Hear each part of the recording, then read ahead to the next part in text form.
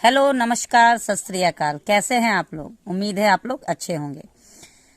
तो स्वागत है आपका मेरे YouTube चैनल संतोषी क्लासेस में। आज मैं फिर से हाजिर हूँ एक नई स्टोरी लेके। स्टोरी का टाइटल है बीरबल सेव्स अ लाइफ। बहुत ही शॉर्ट स्टोरी है, मॉरल वाली स्टोरी है। सुन के आपको बहुत ही मजा आने वाला है, तो वीडियो में एंड तक बने रहिए बिना स्किप किए।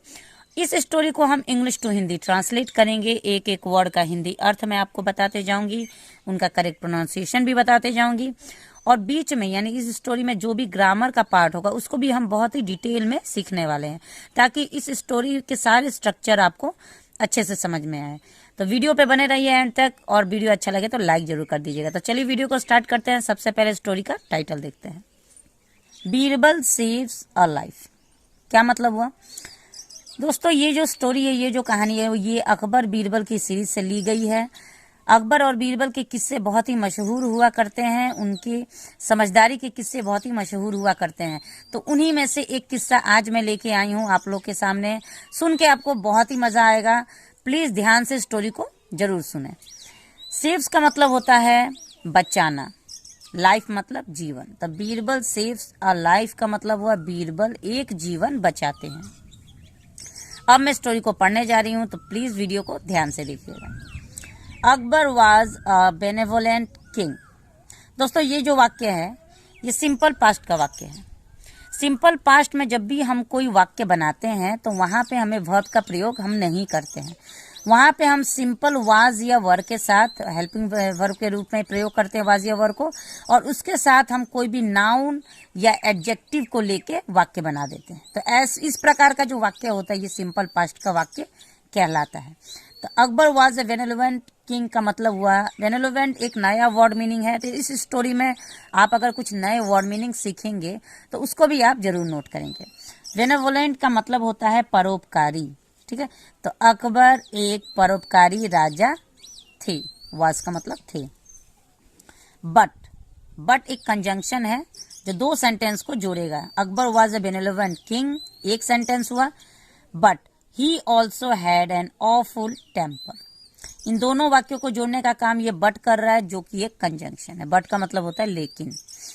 ही ऑल्सो यानी वह भी, had a awful temper. Temper का मतलब होता है क्रोध, और ऑफुल का मतलब होता है भयानक। तो भयानक क्रोध या भयानक स्वभाव के वो थे, यानी उनके अंदर एक कमी थी कि उनका जो स्वभाव था वो अचानक से बहुत ही भयानक हो जाता था। वन डे एक दिन, he got angry with one of his courtiers. क्या मतलब हुआ? तो दोस्तों, ये जो वाक्य है ये पास्ट इंडेफिनिट का अफर्मेटिव वाक्य है। पास्ट इंडेफिनिट में जब भी हम कोई अफर्मेटिव वाक्य बनाते हैं तो उसकी पहचान हम कैसे करते हैं? वर्ब का सेकंड फॉर्म। यहाँ पे आप देख सकते हैं गॉट जो है गेट का सेकंड फॉर्म है। गेट मतलब होना या पाना, गॉट मतलब पाया या हुआ। तो वन डे मतलब एक दिन, ही गॉट एंग्री यानी वो क्रोधित हो गए। एंग्री का मतलब होता है गुस्सा होना, क्रोधित होना। With one of his courtiers. Courtiers का मतलब होता है दरबारी। तो दरबारियों में से किसी एक दरबारी पर वो बहुत ही ज्यादा क्रोधित हो गए। He was so furious that he ordered the guards to behead him the next day. क्या मतलब हुआ? तो देखिए, he was so furious. Furious भी एक नया वर्ड मीनिंग हो सकता है आपके लिए, जिसका मतलब होता है आग बबूला, ठीक है, आग बबूला होना। तो ही वॉज सो फ्यूरियस मतलब वो इतने आग बबूला हो गए, दैट कि यहाँ पे आप देख सकते हैं वर्ब का सेकंड फॉर्म।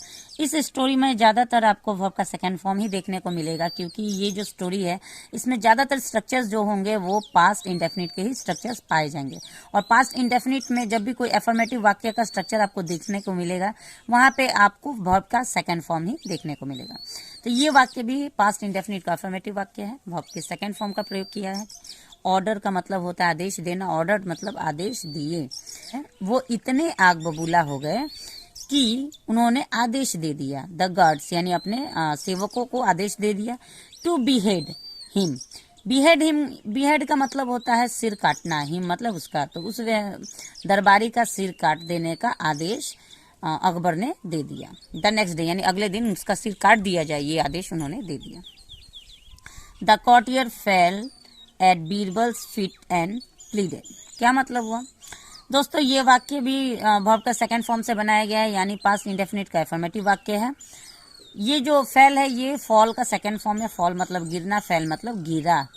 तो द कॉर्टियर मतलब वह दरबारी। यहाँ पे जो द है ये इंट्रोडक्टरी वर्ड नहीं है, यहाँ पे ये किसी पार्टिकुलर दरबारी को बताया जा रहा है। वह दरबारी जिसके सर को काटने का आदेश मिला था, तो वह दरबारी फेल मतलब गिरा एट बीरबल्स फीट। फीट का मतलब होता है पैर, एंड प्लीडेड मतलब विनती करने लगा।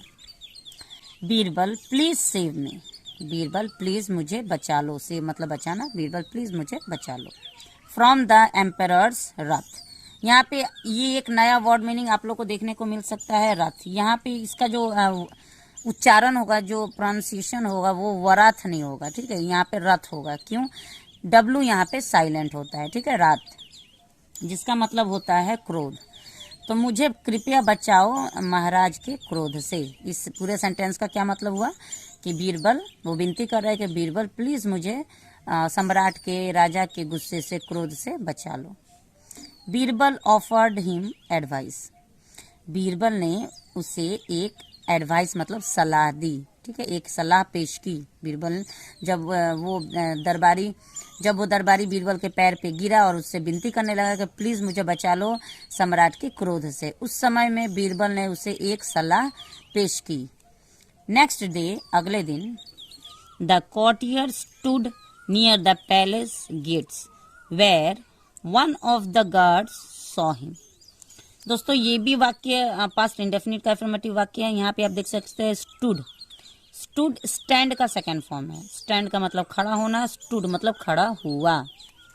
अगले दिन वह दरबारी खड़ा हुआ नियर द पैलेस गेट, यानी उस दरबार के, उस महल के गेट के पास में। नियर मतलब पास में। Where one of the guards saw him. Where मतलब जहाँ, वन ऑफ द गार्ड्स जहाँ पे, जिस महल के दरवाजे के पास में वो दरबारी खड़ा हुआ था, वहां पे एक गार्ड ने उसे देखा। सी का सेकंड फॉर्म सॉ, देखा। The guard was taking him away when the courtier said. The guard was taking, यहाँ पे आप देख सकते हैं वॉज के साथ वर्ब का फोर्थ फॉर्म का प्रयोग किया गया है। ये जो वाक्य है ये पास्ट कंटिन्यूअस का वाक्य है। पास्ट कंटिन्यूअस में हम वॉज या वर के साथ वर्ब के फोर्थ फॉर्म का प्रयोग करते हैं। टेक का मतलब ले जाना और टेकिंग मतलब ले जा रहे थे।